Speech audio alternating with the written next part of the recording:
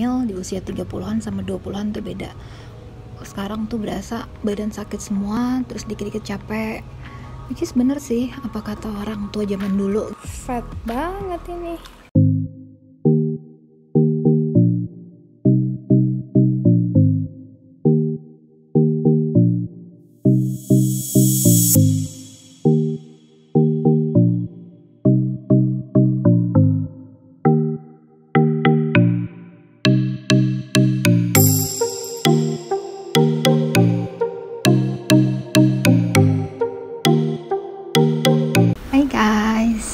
Kabar, ini gue mau ngebahas soal kehamilan di masa pandemik. Banyak juga sih kalau lihat-lihat di internet atau di berita, perempuan yang hamil di masa pandemik ini pasti nggak gampang dan udah berasa sih berat banget.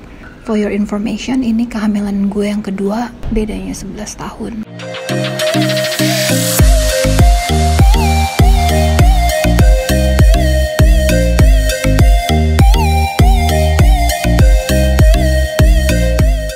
Jadi beda tuh rasanya antara hamil di usia 20-an dan 30-an. Kalau sekarang tuh berasa badan tuh sakit-sakit, terus pas mau tidur tuh susah, sakit semua, sampai harus dikompres-kompres pakai air panas. Kalau misalnya makan MSG atau pedes, itu pasti langsung heartburn, radang tenggorokan. Kemarin sempat coba-coba makan instant noodle, nggak boleh sih, cuma karena kepengen banget, terus sempat makan kayak chips, kayak malamnya gitu sakit di sini, heartburn, terus radang tenggorokan. Pokoknya susah deh, harus makan makanan yang nggak pedes dan nggak ada MSG. Pokoknya kalau udah kayak Indomie atau even kemarin sempet cobain lemonilo yang goreng itu tetap. Jadi ya emang nggak boleh makan MSG dan pedes di kehamilan yang sekarang. Ya karena pandemik juga, kita juga jadi nggak bisa kemana-mana kan, stay di rumah. Kita keluar paling juga cuma shopping dan ke dokter. Kayaknya imagine gitu kan, kita tinggal di Bali, bisa jalan-jalan ke pantai. Pas hamil kita nggak bisa. Awal tahun kan kita ke Iceland, jadi di Iceland itu kita lihat pantai, main-main air walaupun es. Cuma udah terbayar deh di awal tahun, di awal kehamilan. Kalau misalnya kemarin kita kepikir mau water birth, terus pengen juga gentle birth, tapi di saat pandemik seperti ini ya kita harus fleksibel, apapun bisa terjadi. Dan untungnya sih sekarang di Bali udah nggak terlalu ketat. Jadi kalau kemarin kan di Bali sempat ada namanya PKM, itu jadi kayak restriction juga, pembatasan kegiatan masyarakat.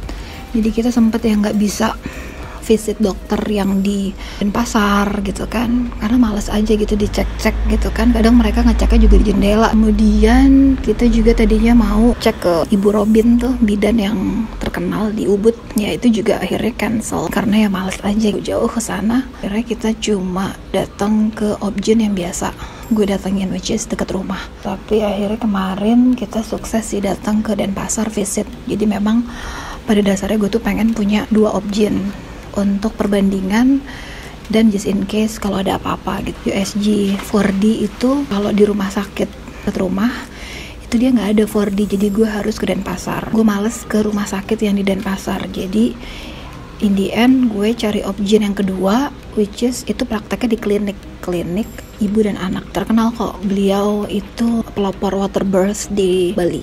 Sukses sih, semuanya lancar, nggak ada problem. Jadi mudah-mudahan dalam 2 bulan bisa lahiran normal. Kehamilan during pandemic nggak enaknya adalah tadinya mungkin pengen jalan-jalan, pengen shopping buat baby stuff. Cuma karena restriction di mana-mana, toko juga pada tutup, mall apalagi gitu kan. Dan gue juga males gitu keluar sering-sering di saat lagi banyak virus gitu. Akhirnya ya jadinya jatuhnya online shopping. Itu lucunya, saking seringnya online shopping sama kurir-kurirnya tuh gue sampai udah say hello gitu, sampai tukeran nomor, karena kan kadang kita lagi di luar, lagi shopping, lagi cek. Terima kasih. Anyway, kemarin sempet sih kita jalan-jalan ke Kintamani. Where are we? We are in Kintamani Coffee. Wow, what are we doing? We are looking at Mount Batur. Mount Batur. Karena udah bosan, udah jenuh banget di rumah, jadinya kemarin kita sempet jalan-jalan lihat Gunung Batur sama Danau Batur ke Kintamani. Menyenangkan banget sih, bener-bener. Jadi Kalau hamil tuh emang harus banyak yang dilihat gitu, nggak mungkin lo stay di rumah nonton Netflix, oh my god, come on gitu. Terus juga kita lihat rice field, kita ke Tabanan, ke Canggu, Ubud. So far sih memang Bali sepi banget ya, tapi ya tetap ada beberapa tempat yang buka.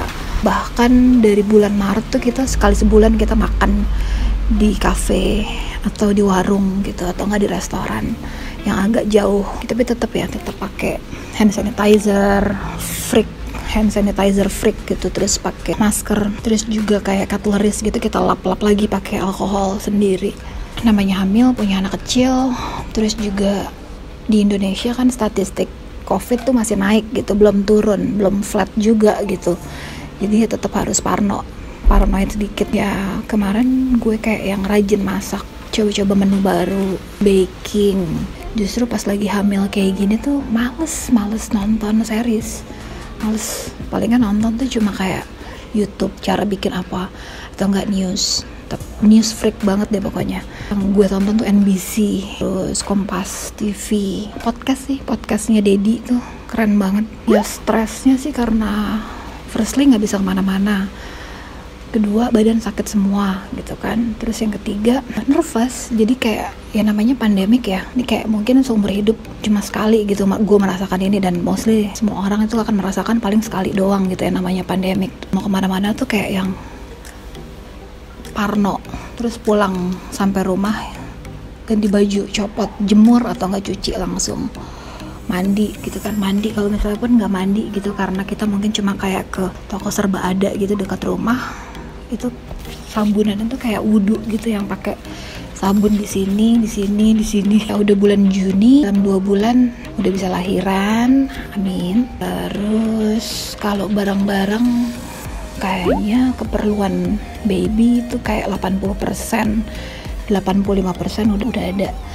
Palingan gue cuma perlu siapin tas, hospital bag gitu, terus visit obgyn mungkin sekitar 4 kali lagi. Bra menyusui kemarin sempat mau beli yang mahal, tapi gue pikir-pikir aduh, bahkan dengan kondisi begini nih payudara gue gitu kan udah ready gitu mau menyusui aja, gue jujur gue nggak tahu berapa size nya. Jadi kemarin gue sempat beli cari-cari online gitu, dapet yang murah. Gue coba-coba deh gitu kan cari yang L, ternyata pas datang cocok banget, murah, bahannya oke, 85% udah ada, tinggal siapin hospital bag, nungguin drawer. Jadi kemarin sempat kita custom drawer di toko furniture langganan kita di Sanur, kurang lebih modelnya hampir mirip dengan lemarinya, drawernya anak gue yang pertama. Tinggal nungguin itu, by the end of this month mudah-mudahan jadi, karena dia ngambil katanya dari Jepara. Let's see. Kalau kata dokter gue kemarin yang di Denpasar, 37 weeks itu bisa aja udah lahir. So far semuanya baik-baik. Gue bersyukur banget kehamilan gue itu selalu sehat, tidak ada komplain apa-apa yang berarti gitu. Maksudnya kalau dibandingin orang lain gitu kan, ada preeclampsia, ada apalah kehamilan yang begini, kehamilan anggur. Aduh, alhamdulillah gue tuh nggak pernah ada kehamilan gue yang kenapa-kenapa, yang bermasalah gitu. Itu gue udah bersyukur banget, dan mohon doanya mudah-mudahan dalam 2 bulan gue bisa melahirkan, babynya sehat, kelahirannya lancar, cepat, dan menyenangkan. Apapun itu nggak perlu water birth. Kalau gue ya sekarang nih lagi pandemik begini tuh nggak perlu water birth, gentle birth. Kalau bisa gue akan tulis di birth plan, tentunya gue akan konsul dengan obgyn gue, pengennya A, B, C, D, E. Cuma kan kita harus fleksibel. Syukur sih so far nggak ada masalah apa-apa. Paling cuma kemanjaan gue aja yang kayak pengen shopping, pengen makan enak, pengen keluar, pengen jalan-jalan, pengen holiday gitu. Yang lagi hamil di masa pandemik ini ya sabar-sabar aja, semua pasti berlalu, dan tetap jaga kesehatan, tetap makan makanan yang sehat, vitamin. Terus kalau misalnya memang harus kerja keluar atau berkegiatan di luar ya tetap harus pakai masker. Maskernya juga yang beneran masker ya, bukan masker yang ecek-ecek gitu, bisa masukkan virus. Hand sanitizer, rajin cuci tangan, rajin mandi. Kalau misalnya baru pulang nggak usah peluk-peluk, nggak usah pegang-pegang peralatan rumah. Terus rajin-rajin cuci mobil, lap-lap pakai alkohol. Gitu aja sih, jaga kesehatan semuanya. Terima kasih, thank you for watching. Jangan lupa subscribe, jangan lupa like. Bye.